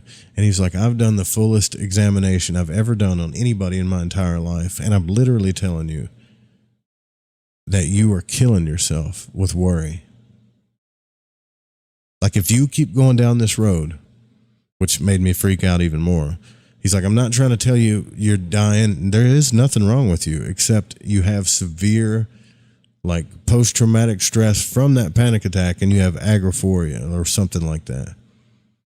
There is really nothing wrong with you. That the mind, that placebo thing that we have, that was killing me. And I was thinking, damn. So that's a whole other side rant that I'm going on, because when you asked about, have you ever thought about getting in healthcare or whatever? Yeah. But I also like to get people to relax because of that hell that I went through. I will never let any amount of fear in my mind or from anything else ever pollute my life again, because I know what it does. Exactly, Jay. Hey, man, you're worrying yourself to death and proceeds to worry more. Yeah, that's exactly what I was doing. It took me 2 years, and Lucinda Bassett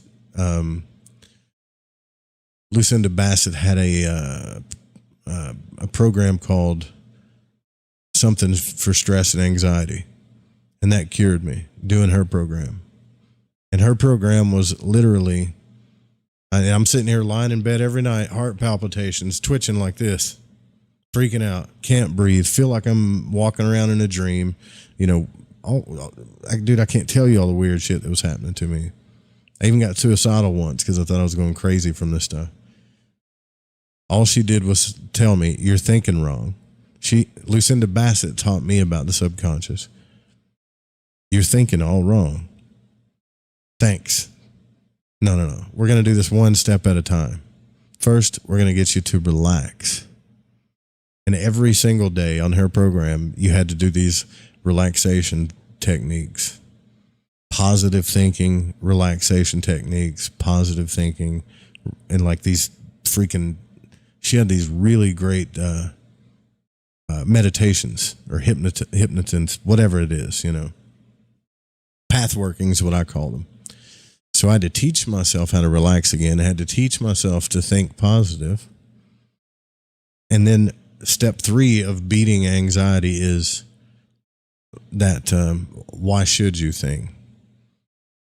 Realizing that I had to take responsibility for everything in my life. Not letting other people tell me what I should do or comparing myself to what they think all the time. And this, even all the way down to my morals, everything was up to me. So that's all it was. Relaxation, exercise, thinking positive, following your dreams, and taking total responsibility for your life. And you're the one that's in control and gets to decide what's right and wrong for you. And nobody else does. Nobody on the face of the earth. Just 2 years of that programming cleared all that shit up. All from one EMT. Telling me I was going crazy.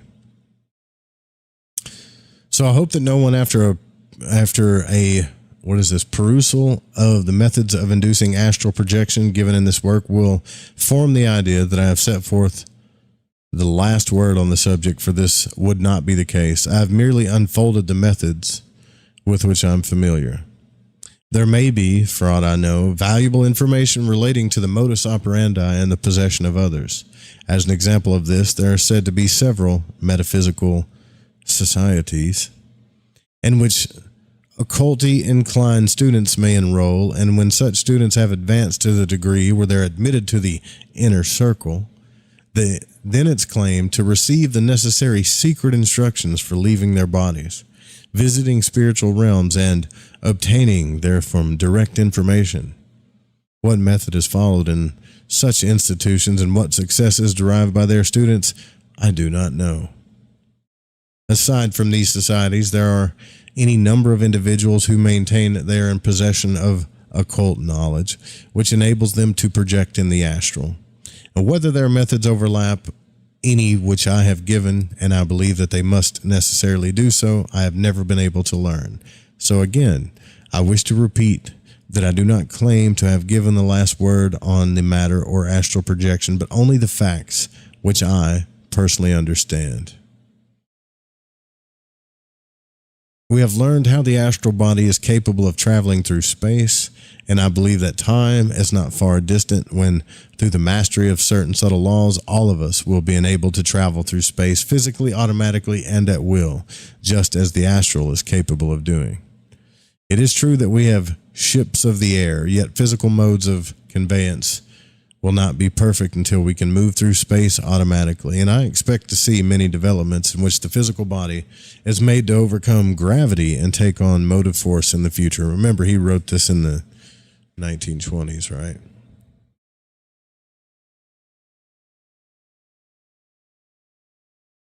And he goes on to morals The demon theory. Let's finish this book. Let's get done with Voldoon here.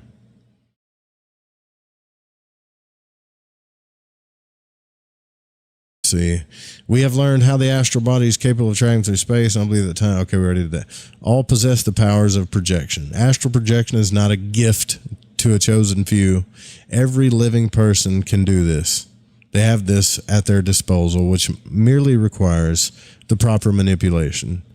A prevalent idea is that one who is capable of projecting is one who is gifted with a peculiarly abnormal astral entity, much different from his fellow beings. But I assure you that the physical body plays an important part in this phenomena, as does the astral, and usually the abnormality is not existent in the astral body, but in the physical body. So in other words, what he's saying is nobody has any special gifts, nobody's especially talented, everybody can do this. Concerning morals. While I do not wish to preach on the subject of morals, I desire to point out once more what has been pointed out in every age, that all of us should strive to lead an honest and good life. It is most important that we guard our thoughts and think no evil of our fellow beings. For our very thoughts create an astral environment around us, and revenge is a trait not unknown to the dwellers of the astral world. Let me call your attention once more to the unpleasant, quote, encounter with an astral fiend. Now, you guys remember that? Which I had, and which resulted merely because I had thought evil towards the man mentioned in the account. I urge you especially, if you attempt the practice of astral projection, to heed the warning of Confucius and speak no evil, hear no evil, and see no evil. If you do not, you may meet with experiences which will cause you to believe that the whole atmosphere is filled with evil or enemies. And this brings us to another consideration, which is the demon theory. The most common and most effective objection raised against occult science, especially clairvoyance, hypnotism, etc., is the demon theory. That all such manifestations are the works of the devil or evil spirits.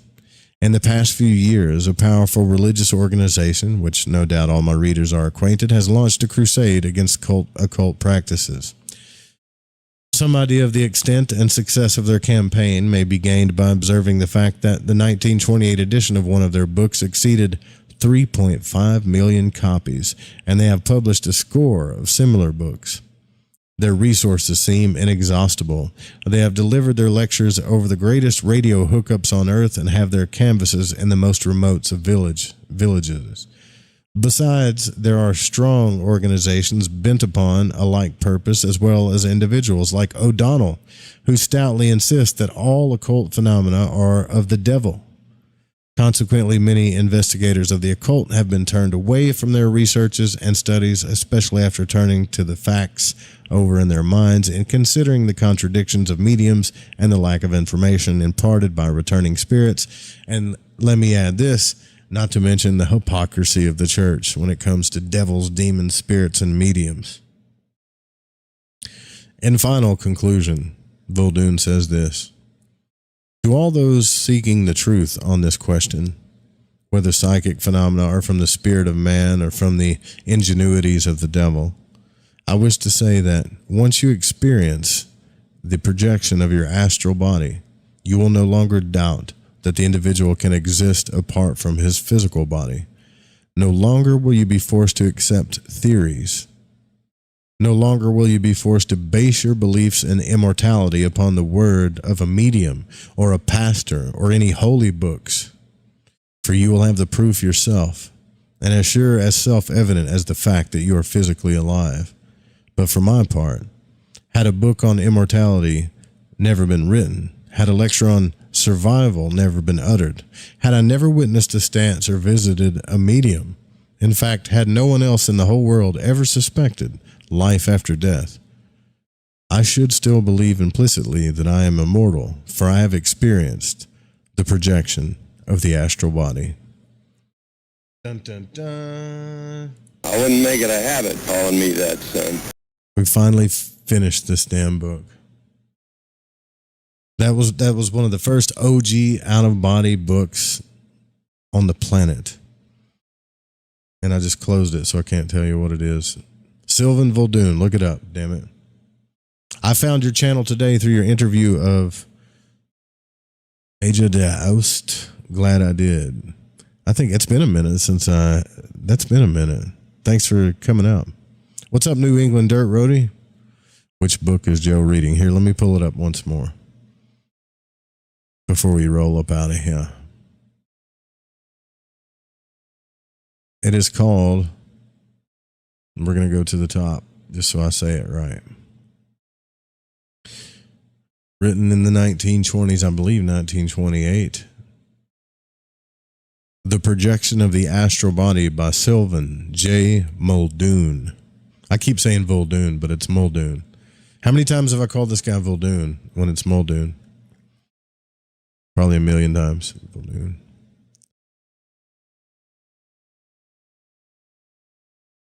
Dummy. 19. It was reprinted in the 1929 is when it was published and reprinted. Muldoon. Maybe I called him Muldoon because it just sounds cooler. Sylvan J. Muldoon. Idiot.